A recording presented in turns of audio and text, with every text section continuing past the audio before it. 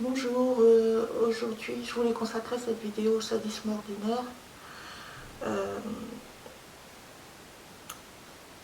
Est-ce qui peut permettre ou autoriser un être humain à s'acharner sur un tiers et à en éprouver de la satisfaction? Alors bien sûr ça rentre dans le cadre du harcèlement que je connais moi, le harcèlement électromagnétique. Et afin d'essayer de savoir, moi je ne suis pas dans la tête des personnes qui me torturent, mais je rappelle que j'ai des voisins qui m'envoient via un dispositif high-tech des ondes à travers les murs, voilà. C'est en permanence quand je suis chez moi, voilà. Et je voulais faire une vidéo un peu consacrée au sadisme, parce que on parle souvent de sadisme dans les conflits armés, mais dans un pays en paix, dans un environnement tranquille, serein, le sadisme peut s'exercer aussi derrière les murs des appartements, des maisons, sans forcément pour ça qu'il y ait un déclencheur, un traumatisme. Et alors bien sûr, moi ça rentre dans le cadre d'hypothèses, parce que je ne suis pas dans la tête des personnes qui me torturent, en l'occurrence mes voisins, mais j'ai fait quand même quelques recherches là-dessus, sur les pulsions sadiques, et savoir comment ça peut s'exercer dans un climat, pour le coup, qui est calme, un environnement serein. Alors ordinaire, comme je l'ai dit, quand ça s'exerce dans le civil, en dehors de tout conflit armé, et concernant les personnes qui me torturent, en l'occurrence mes voisins, la vie semble leur convenir. Ils ont des enfants, ils ont un métier. Le cadre de vie, je veux dire, est plus que normal, quoi. Je pense pas non plus qu'ils aient d'antécédents judiciaires. Enfin voilà, c'est monsieur tout le monde, monsieur et madame tout le monde. J'ai voulu essayer de comprendre, même si moi ça ne va pas forcément m'apporter une issue favorable au harcèlement. Je pense qu'ils continueront quoi qu'il en soit, mais essayer de comprendre comment un individu ou plusieurs individus comme ça dans le civil, dans un environnement favorable, peuvent être capables du pire sans que la personne qui est soumise à ce pire sache pourquoi. Parce que moi je ne sais pas pourquoi. Voilà.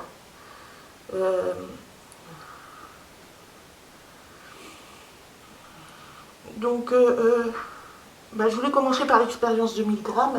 Elle tourne un peu en boucle sur les réseaux sociaux, l'expérience de 1000 grammes. En tout cas, moi, quand j'ai recherché le sadisme ordinaire, les pulsions sadiques, tout ça, quand je me suis penchée un peu sur le sujet, je suis tombée assez vite dessus.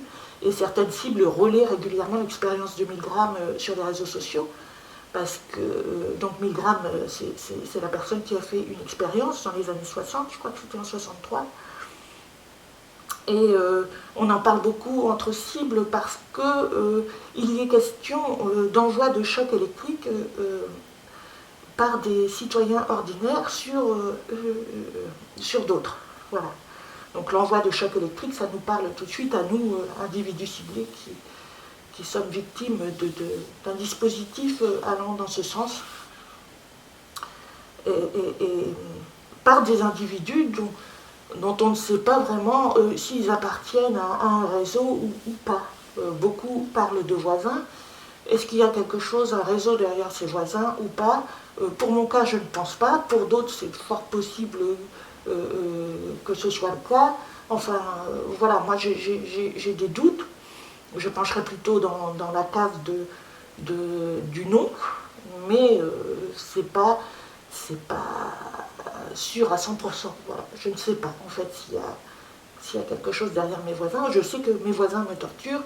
Ça fait 8 ans que je suis ciblée, ça fera 8 ans en juillet par ces mêmes personnes, et j'ai pu quand même observer en 8 ans le déroulement et un peu m'apercevoir de quelle façon ils fonctionnaient. Voilà. Donc 1000 grammes,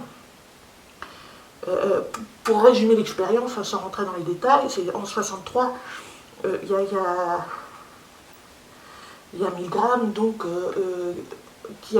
un chercheur qui a voulu faire une expérience pour mesurer le degré de soumission à une autorité. Donc il a passé une petite annonce pour chercher des gens de tous horizons,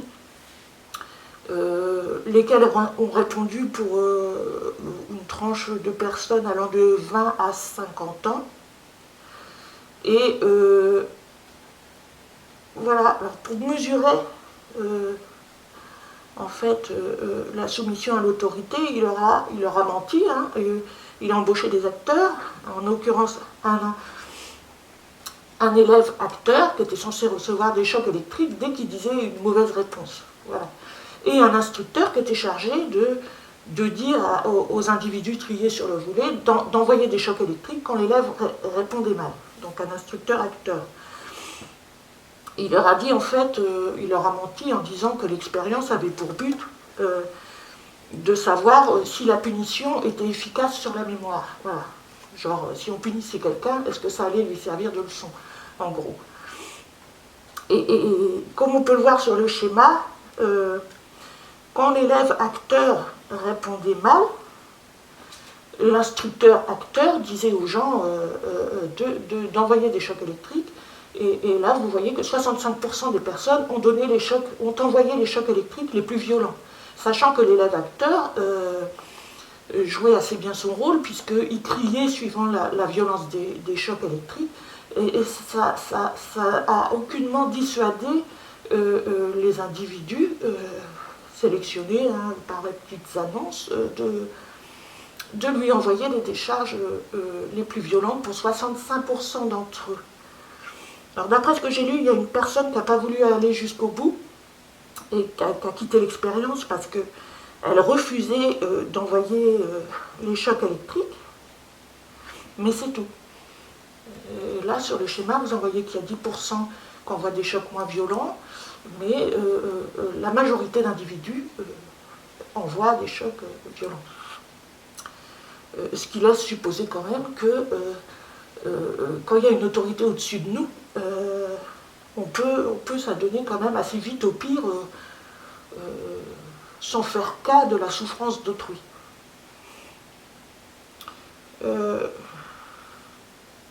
Dans le cadre du harcèlement électromagnétique, moi il y a une famille entière qui me torture, je pense que les enfants participent, même si j'en ai pas la certitude, parce que bien sûr je ne les ai pas vus le matériel en main. Donc à la limite, moi je peux penser que les enfants sont soumis à l'autorité parentale. Donc si les parents disent c'est bien, vas-y, tu peux lancer les watts sur la voisine parce que c'est pas quelqu'un de fréquentable en gros, puis qu'elle le vaut bien, bon bah l'enfant, si tout petit il est habitué à ça, il va continuer. En revanche,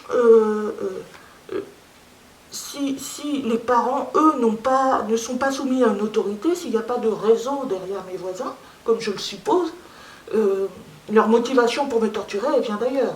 Et ça fait quand même 8 ans que ça dure. Donc, ce que je veux dire par là, c'est qu'il y va d'autre chose. Voilà. Et c'est pour ça que j'en suis arrivée au sadisme, en fait. Et pour moi, le sadisme, il ne peut pas s'exercer sans le pouvoir. Donc, je m'excuse, j'ai du mal à respirer encore, mais je suis allergique au pollen, et là, c'est la pleine saison. Donc, en fait, mes voisins, les personnes qui me torturent, ont eu un pouvoir entre les mains, en l'occurrence un dispositif qui envoie des ondes sans que ça soit reconnu par les autorités françaises, le dispositif en question, et à choisir entre le pouvoir de me torturer ou celui de ne pas le faire, et ben, ils ont vite fait leur choix. Et je pense que, on le voit aussi au plus haut sommet de l'État, hein, quand quelqu'un a du pouvoir, généralement il en abuse. Et là, ce dispositif-là permet d'en abuser parce qu'il peut s'exercer en toute impunité. La torture peut s'exercer en toute impunité sur quelqu'un sans être inquiété par les autorités, puisque encore une fois, je le dis, le matériel qu'ils utilisent pour m'envoyer des ondes, alors déjà les ondes ça s'entend pas, hein, donc c'est pas visible. et c'est inaudible. Et c'est pas reconnu par les autorités françaises. Donc à ce moment-là, c'est un boulevard qui s'offre aux personnes qui ont un tant soit peu un potentiel à exercer le mal, et c'est beaucoup plus facile, et c'est ce qu'on constate dans l'expérience de Milgram, c'est beaucoup plus facile d'exercer le mal que d'éviter de l'exercer quand il passe à notre portée. Voilà.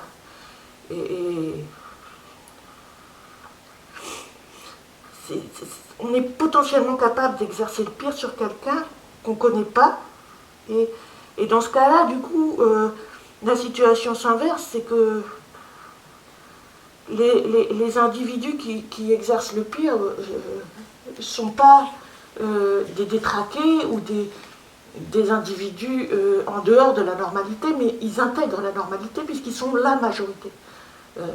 On constate dans l'expérience de Milgram, je l'ai vu aussi dans un livre sur les tueurs, consacré aux tueurs de masse. Vous voyez le livre là sur l'écran. L'auteur, il a fait tout un panel, des recherches sur tout un panel de dictateurs et de tueurs de masse pendant la guerre. Alors il est passé par le Vietnam, l'Indochine, le nazisme et tout ça. Et il se trouve que des nazis ont été interrogés après leur arrestation et par des psychologues. Il y a eu tout un tas de tests de faits sur eux. Et donc l'auteur, là, dans ce livre-là, exécuteurs de masse, les exécuteurs, il donne la rétrospective de ces tests et on s'aperçoit au bout du compte que sur le panel de tortionnaires interrogés, qui est quand même assez large, il y en a 10% qui sont susceptibles d'avoir des déviances. Et l'auteur, il s'est rendu compte que les 10%, ça correspond à ce qu'on pourrait trouver sur une population normale. Donc quel que soit le public, il y a 10%, quel que soit le public d'une population donnée, il y en a 10% qui sont susceptibles de faire le mal. Sauf que, là, en l'occurrence, c'est dans le cadre du nazisme, mais sur une population donnée, si 10% sont capables de faire le mal, d'avoir des déviances, comment ça se fait qu'une majorité s'adonne au pire dès que l'occasion se présente. Donc encore une fois, là, on arrive dans ce phénomène qui veut que quand on s'adonne à des pulsions sadiques, quelque part, on intègre la normalité, parce que c'est une majorité de personnes, encore une fois, qui est susceptible, et sans pathologie particulière, c'est ce que le livre là démontre, sans pathologie particulière, vous pouvez, suivant les conditions qui s'offrent à vous, facilement exercer le pire. Vous rajoutez à ça l'effet de groupe. Je pense que dans le harcèlement électromagnétique, il y a un effet de groupe, hein, parce que d'après ce que j'ai vu comme témoignage sur le sujet de personnes qui étaient victimes comme moi de ce type de harcèlement, il y a plusieurs personnes qui participent, et je pense qu'il y a une motivation des personnes entre elles. Je pense qu'une seule personne de toute façon ne pourrait pas participer à ce type de harcèlement, puisque, comment dire, c'est H24 en permanence. Donc ça nécessite quand même de la main-d'œuvre, si je puis dire, et l'effet de groupe, eh ben, il est là forcément, quoi. Voilà. Alors, il se trouve où le sadisme dans mon cas, hein, plus particulièrement, il est dans la réitération des attaques. Hein,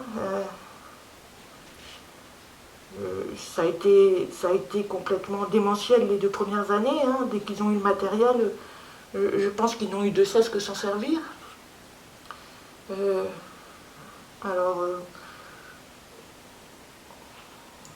Le sadisme, pour moi, dans le cadre de mes voisins, c'est multiplier les petits bruits pour vous miner au quotidien, alors que vous avez déjà du mal à dormir, puisqu'ils vous privent de sommeil. C'est d'ailleurs vous priver de sommeil au moment pile où vous basculez dans cet état-là où vous vous apprêtez à vous endormir, et donc là vous recevez un tir d'onde. C'est provoquer des envies d'uriner alors que vous arrivez à peine à tenir debout, quoi, et donc vous devez vous rendre aux toilettes tous les 5 minutes parce qu'ils ont décidé que vous ne dormiriez pas. Ça, c'était les premières années. C'est provoquer des douleurs dès que vous faites un geste, dès que vous osez bouger chez vous. Ça peut être des douleurs partout, dans les extrémités des mains, des pieds, partout, dans la tête, dans les yeux. Vous provoquez des démangeaisons faciales, pareil, pour vous énerver en permanence. Le sadisme, il est vraiment à tous les niveaux, tout le temps, quoi, en fait. Parce que vous la sentez, la satisfaction aussi. Moi, je les ai entendus siffloter les premières années sur le balcon, puisqu'ils ont un balcon au-dessus de chez moi. J'ai entendu siffloter, alors que j'avais pas dormi depuis 3 jours et 3 nuits, et que j'allais au travail. Le sadisme, il est où chez mes voisins? Il est de vous priver de sommeil toute la nuit, sachant que le lendemain, vous faites une journée en continu, vous ne rentrez pas avant 19h. Le sadisme, il réside dans le fait de susciter chez vous toujours le questionnement, de ne jamais savoir vraiment ce qui relève de l'acte malveillant, du hasard, de vous mettre dans une position de déstabilisation en permanence. Voilà, de faire entendre un bruit chaque fois que vous rentrez chez vous, de faire entendre un bruit chaque fois que vous sortez, de faire en sorte que vous pensiez qu'il vous voit, et c'est sans doute le cas quand vous vous lavez, quand vous vous déshabillez, quand vous êtes dans les actes les plus intimes, parce que il y a aussi cette perversité qui s'allie au sadisme. C'est quasiment lié en fait, le sentiment de toute puissance, le sadisme, la perversité, tout ça c'est lié, ça s'entrecroise en permanence, quoi. Voilà.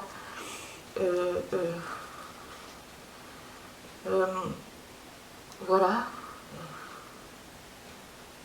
Et pour finir,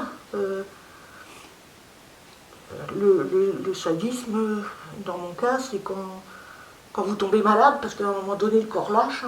Voilà. Donc, vous vous retrouvez malade, vous avez un cancer, vous êtes sous chimio, et là, vous vous apercevez qu'il joue au foot sous vos fenêtres avant de vous tirer dessus. Alors que vous mettez peut-être 10 minutes pour aller de la chambre à la salle de bain parce que vous n'en pouvez plus, quoi, puis vous sentez que c'est pas simple. Et là, il vous tire dessus, quoi. Le seul moment les seuls moments que vous pouvez avoir de répit quand vous êtes sous chimiothérapie, en tout cas pour moi, c'était d'espérer dormir un peu. Ils ne me l'ont même pas accordé, ça. Voilà. Et ils ont joué au foot sous mes fenêtres, quoi. Alors que moi, j'étais en train de me délabrer à tous les niveaux, quoi. C'est d'ailleurs à ce moment-là que j'ai su aussi que c'était pas un jeu, c'était peut-être un jeu pour eux, mais ça n'était pas pour moi, quoi. Parce que j'ai su à ce moment-là qu'ils iraient jusqu'au bout et que la mort, elle n'était pas loin, quoi. Parce qu'à partir du moment où des individus, vous sachant très malades, sont encore capables de vous attaquer par ondes, c'est qu'ils veulent votre peau, quoi.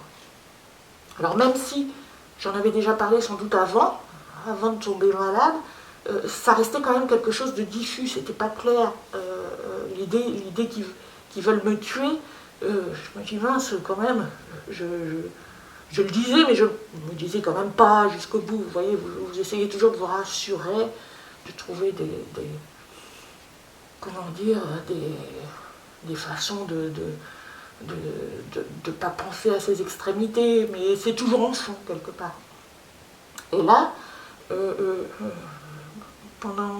pendant que j'étais malade, j'ai plus eu de doute, quoi. Et c'était pendant le confinement, en 2020, au printemps 2020. Et le sadisme, vous vous penchez dessus quand vous voyez les gens sous vos fenêtres en train de s'amuser, quoi. alors que vous, ben, vous dépérissez totalement, et que quand ils seront remontés chez eux, vous savez que ils vont vous tirer dessus, quoi. Voilà. Donc, à partir du moment où j'ai su que, en fait, ils avaient bien dans l'idée d'aller jusqu'au bout, quelque part, ça a eu une vertu, puisque c'est ce qui m'a décidé à envoyer des vidéos aux autorités, à la DGSI, à la DRM, à la Direction des renseignements militaires. Je leur ai envoyé une vidéo d'une demi-heure, un peu comme je fais là, mais avec mon identité, puis sans être masquée, bien sûr, pour leur décrire mon quotidien. Voilà. Et j'ai pas eu de réponse. Par contre, oui, bon, généralement ils donnent pas de réponse, mais c'est pas pour autant qu'ils sont pas sur le coup, quoi. Mais il n'y a pas de, j'ai pas eu de réponse. Mais oui, là, dans ces cas-là, vous n'hésitez plus, quoi. Je pense que les vidéos, pour moi, puis montraient mon visage en décrivant la situation, c'était pour vraiment mettre toutes les chances de mon côté.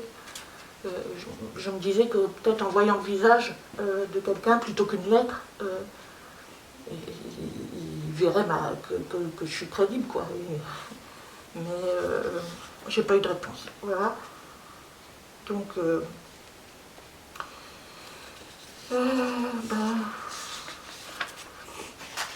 j'avais aussi, j'étais tombée sur la banalité du mal d'Hannah Arendt. Elle décrit, pour décrire Eichmann, un nazi qui avait été arrêté là, et elle le décrit comme ça. L'ennui avec Eichmann, c'est précisément qu'il y en avait beaucoup qui lui ressemblaient et qui n'étaient ni pervers ni sadiques, qui étaient et sont encore terriblement et effroyablement normaux. Du point de vue de nos institutions et de nos critères moraux de jugement, cette normalité était beaucoup plus terrifiante que toutes les atrocités réunies, car elle supposait que ce nouveau type de criminel, tout hostile au genre humain qu'il soit, commet des crimes dans des circonstances telles qu'il lui est pour ainsi dire impossible de savoir ou de sentir qu'il fait le mal. Alors, je ne cite pas ça pour dédouaner mes voisins, je pense que mes voisins ont conscience de ce qu'ils font, du mal qu'ils font, voilà. De la douleur que ça inflige aussi depuis le temps, peut-être pas au début parce que j'ai eu l'impression que, comme je l'avais dit dans une précédente vidéo, qu'ils utilisaient le matériel de manière grossière, mais parce qu'ils ne savaient pas trop comment ça marchait, et peut-être même qu'ils ne savaient pas trop les conséquences que ça pouvait avoir sur le corps, mais au bout de 8 ans, je pense qu'ils se sont complètement adaptés au matériel et qu'ils savent pertinemment bien ce que ça cause comme dégâts. Voilà. Mais effectivement, ce que dit Hannah Arendt, c'est que les individus, malheureusement, c'est la conclusion un peu sur le sadisme,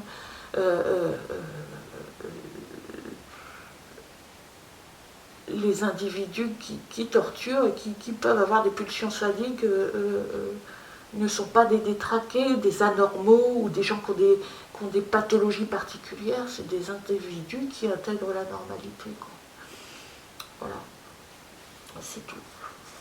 Ce qui relèverait de l'extraordinaire d'être quelqu'un justement qui n'est pas dans la norme, c'est de refuser le pouvoir de torturer quelqu'un à partir du moment où on vous le proposerait. Là, effectivement, on serait en dehors de la normalité. En l'occurrence, là, c'est pas le cas. Voilà. Donc, la prochaine vidéo, je voulais elle sera consacrée, je pense, au moment d'espoir, parce qu'il y en a eu et il y en a encore. Et j'espère que ces espoirs aboutiront à quelque chose de bienfaiteur pour les personnes ciblées. En l'occurrence, l'arrêt de ce type de harcèlement, sa reconnaissance par les autorités et son arrêt définitif sur des civils. Enfin, sur des civils et sur tout le monde, en fait. Voilà. Bonne journée à toutes et tous et bon courage à toutes les cibles.